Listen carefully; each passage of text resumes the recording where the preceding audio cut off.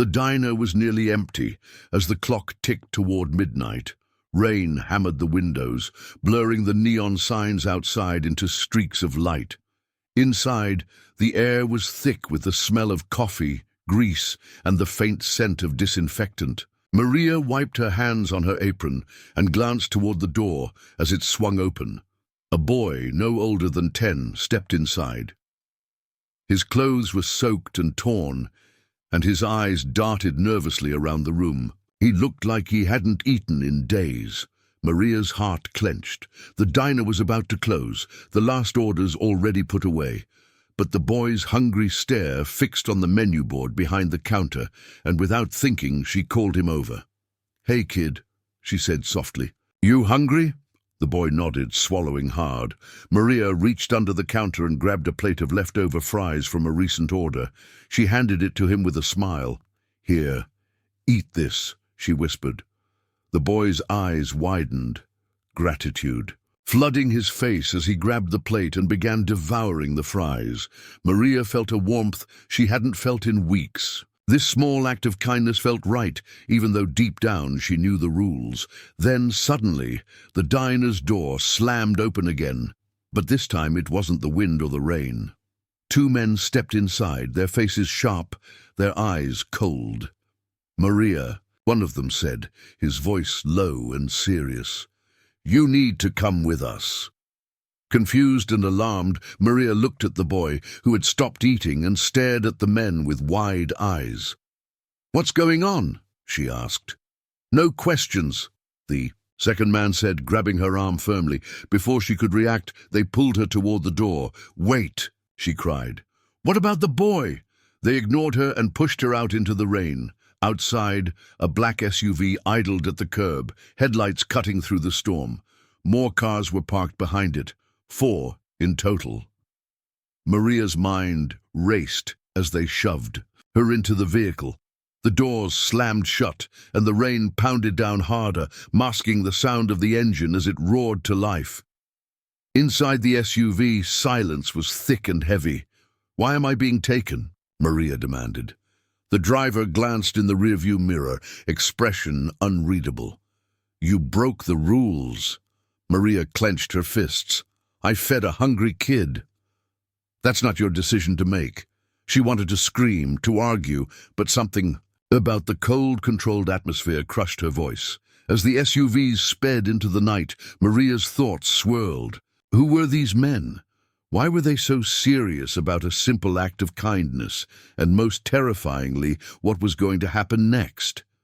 Maria's story was about to become something she never imagined, one that would challenge everything she believed. About kindness, rules, and survival. The diner, once a place of small comforts and daily routines, was now the center of a mystery that stretched far beyond its greasy counters and flickering neon lights. Outside the city limits, the SUVs moved. Through winding roads that disappeared into thick forests, Maria's mind raced. She tried to recall any hint of what she might have done wrong. The diner had been struggling lately. The owners were strict about rules. No free food, no exceptions. The managers had warned her before. But feeding that boy, that was instinct. It was humanity, and now she was trapped in a nightmare. The rain slowed as the SUVs pulled into a secluded compound hidden by towering pine trees. The gates opened silently, welcoming them inside. Maria's eyes adjusted to the dim light as she was led through a corridor lined with cameras. A woman stepped forward, a tall figure in a sharp suit with cold eyes. "Maria," she said calmly, "you've attracted some unwanted attention." "Attention? For feeding a kid?" Maria asked, disbelief thick in her voice. The woman nodded. "That boy was no ordinary child. He's connected to people you don't want to cross." Maria's mind reeled. "What are you talking about?" The woman's lips curled into a slight smile. "You've stumbled into something bigger than you realize, and now you're part of it. The boy, the black SUVs, the secretive compound. Everything Maria thought was simple was now tangled in a web of mystery, And as the woman turned away, Maria realized that her small act of kindness had set in motion a chain of events from which there was no turning back. As the night deepened, Maria was left alone in a stark room. The walls were bare, cold. She stared at the door, heart pounding. What was waiting for her on the other side? The sterile room Maria found herself in felt more like a cage than a place of safety. The hum of distant machinery was the only sound accompanying the cold silence. Her heart pounded in her chest as she sat on the hard chair, hands trembling slightly. Every minute stretched like hours. She had no idea what the night or the days ahead would bring. The door finally opened with a sharp click. The woman in the suit from before stepped inside, followed by a man with an unreadable expression. They didn't smile. They didn't show mercy. They just looked. "Maria," the woman said softly, "we want to explain things to you. But first, you need to understand why we're here." Maria swallowed her fear and nodded. The man spoke next. "That boy you fed, his name is Elias. He's not just any kid from the street. Elias is connected to a powerful network that has been under our watch for years." Maria frowned, confusion twisting her features. "What network? I just saw a hungry child." The woman's eyes darkened. "This isn't about hunger. Elias has information that many would kill to possess. And by feeding him, you became part of that story." Maria's mind raced. She had never wanted anything more than to help a kid who looked desperate. Now everything she knew was unraveling. "Why come after me? Why not the boy?" she asked. The man took a step forward, voice cold and steady. "Because you didn't just feed him, you gave him hope, and that was a threat." Outside, the rain had stopped, but the night held its own quiet menace. The compound was hidden deep in the woods, miles away from the city's comforting lights. Maria could hear nothing but the wind whispering through the trees. Her captors left her alone again, and she paced the room, trying to gather her thoughts. Fear gnawed at her, but so did a stubborn thread of defiance. She wasn't going to be a victim, not without a fight. Hours passed, or maybe only minutes. Time lost meaning in the cold, dim room. The door opened again, this time revealing a new face, a young man with tired eyes and a hesitant smile. "Maria?" he asked quietly. She blinked. "Who are you?" "My name's Daniel," he said, stepping inside slowly. "I'm here to help." Maria's brow furrowed. "Why? Who are you, really?" Daniel hesitated, then took a deep breath. "Because I believe you didn't mean to get involved, and because sometimes the right thing to do isn't the easiest." He explained that the organization watching Elias was more than just a secretive group. It was a shadowy network involved in protecting certain truths and preventing dangerous secrets from leaking out. Elias had stumbled upon something that could change everything. "And you feeding him," Daniel said, "wasn't just an act of kindness. It was a spark." Maria's head spun. She had never imagined her life could turn this way over a plate of fries. "Why am I here, then?" she asked. Daniel's gaze dropped. "Because you're valuable. You saw something and you have a choice. Help us keep Elias safe or face the consequences." Maria's stomach twisted. What choice did she really have? Days passed in a blur of guarded conversations and silent waiting. Maria learned that Elias was hidden somewhere within the compound, protected from those who wanted to silence him. She begged to see the boy. Each time she was denied, but her heart ached for him, for the scared child she'd fed on a rainy night. One evening, Daniel returned with a small tray of food. "For you," he said. Maria smiled faintly, grateful for the small kindness in a place filled with cold walls and suspicion. "Why are you helping me?" she asked again. "Because I know what it's like to be caught between right and wrong," Daniel replied. "And because sometimes hope comes from the most unexpected places." The tension in the compound was growing. Maria overheard hushed conversations about enemies closing in, plans to move Elias to a safer location, and warnings about leaks. She was caught in a dangerous game, one with no clear rules. Late one night, Maria was startled by a loud crash down the hall. She rushed toward the noise and saw shadows moving, figures she didn't recognize. Suddenly, alarms blared, lights flashed red, and a voice over the intercom ordered everyone to lockdown. Chaos erupted. Maria's heart hammered as she scrambled to find Daniel. He found her quickly, grabbing her arm. "We have to move now." They darted through corridors, avoiding guards and cameras. Outside, the compound was no longer safe. As they reached the exit, Maria caught a glimpse of the forest. Beyond, dark, endless, and unforgiving. "Where are we going?" she whispered. "To survival," Daniel said. "And maybe, just maybe, the truth." The SUVs roared to life again, speeding away from the compound as unknown enemies closed in. Maria's journey had only just begun. The forest swallowed the SUVs. Like a dark ocean, the headlights cutting thin beams through the thick night. Maria's breath came fast, the weight of everything pressing down on her chest. She glanced at Daniel beside her, his face taut with tension, but determined. "We can't stay at the compound," Daniel said quietly. "They're coming for Elias and anyone who helps him. That includes you." Maria swallowed hard. "But where do we go? What can we do?" Daniel didn't answer right away. The vehicle rumbled on, tires gripping dirt roads barely visible under the moonlight. The silence between them was thick, filled with unspoken fears and questions. Then Daniel finally spoke. "There's a safe house. It's hidden deep in these woods, far from the city and eyes watching us." Maria nodded, trying to focus. Every moment brought new danger, but she had to hold on to hope.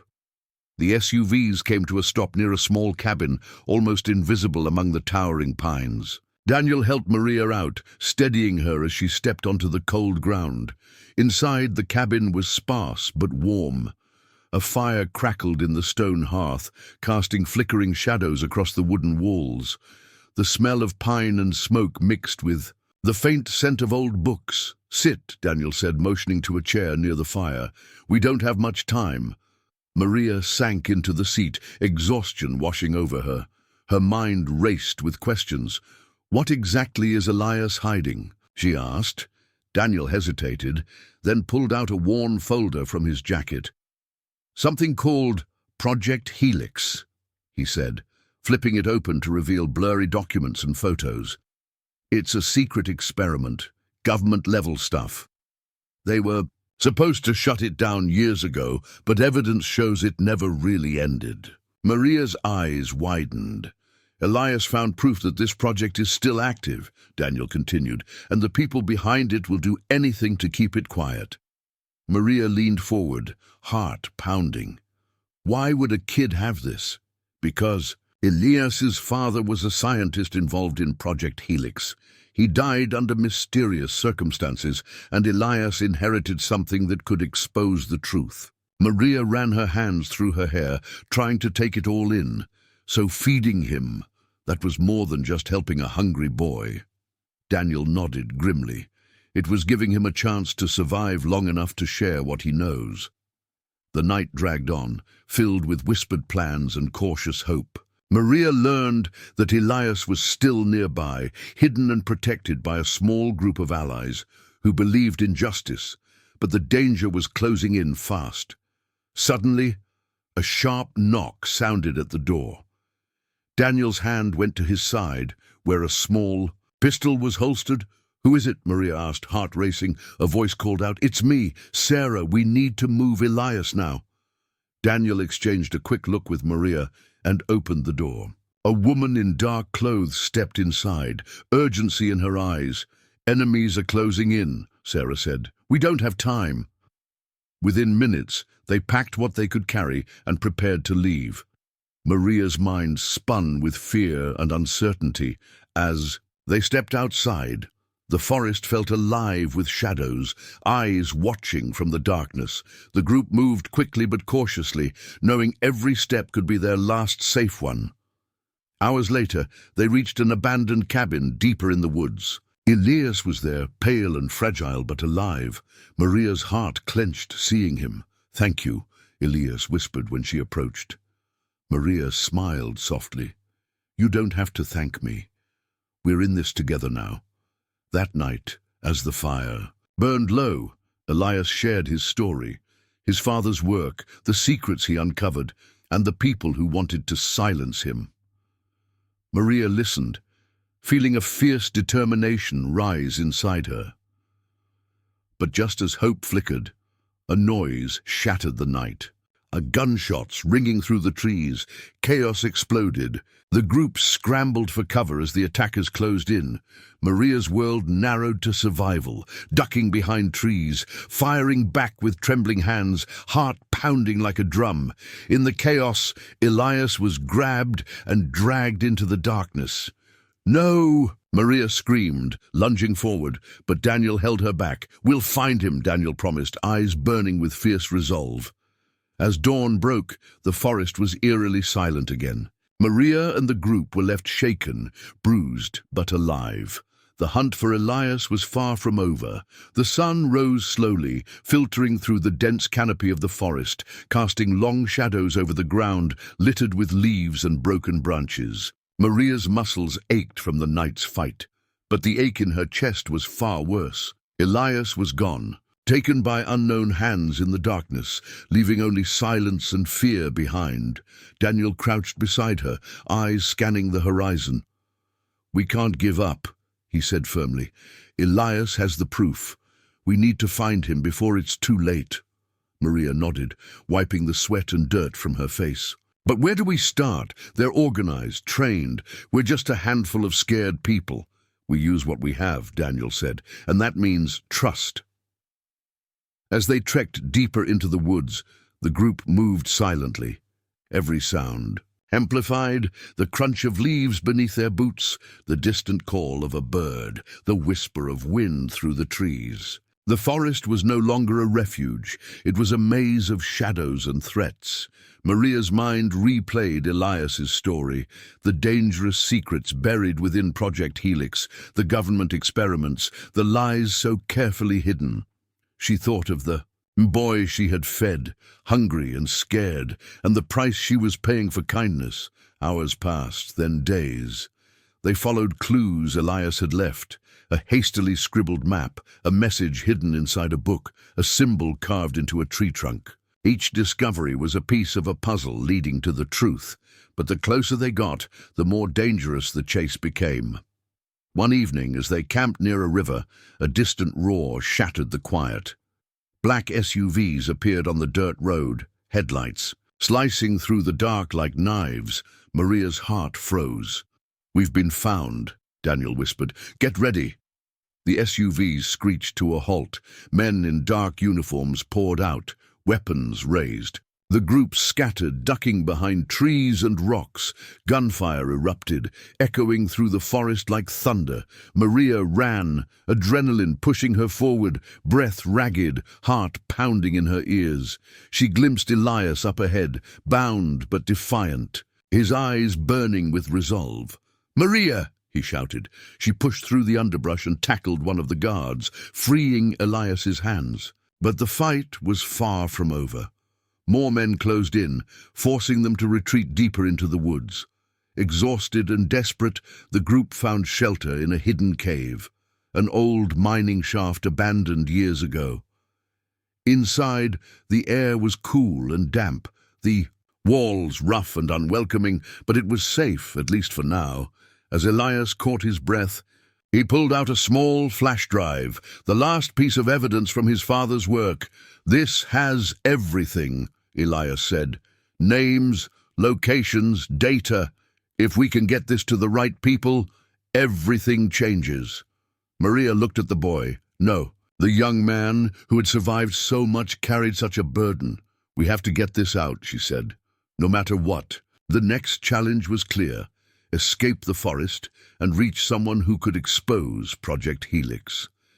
They planned their route carefully, moving only at night, avoiding patrols, and trusting the shadows. Days later, as dawn broke, Maria spotted a small and town on the horizon. Relief surged through her veins. "We're almost there," she whispered, but their luck ran out. At the town's edge, a patrol blocked their path. "We can't outrun them," Daniel said grimly.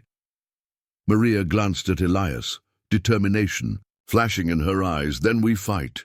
A fierce battle erupted, the streets echoing with gunfire and shouts. Maria fought with everything she had, fear, hope, and raw will fueling her. When the dust settled, several of their enemies lay defeated, and the path was clear.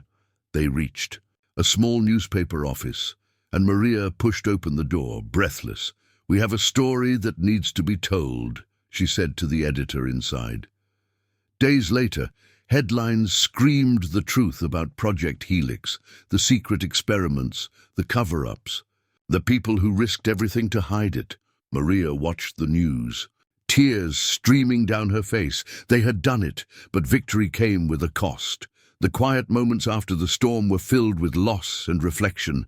Maria thought of the boy she'd fed, the strangers who had become family, and the dark forces they'd faced.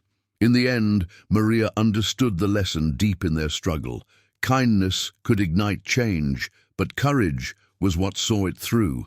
No matter how small the act, it could ripple into something greater. And sometimes the most unbelievable stories were the true ones. The end.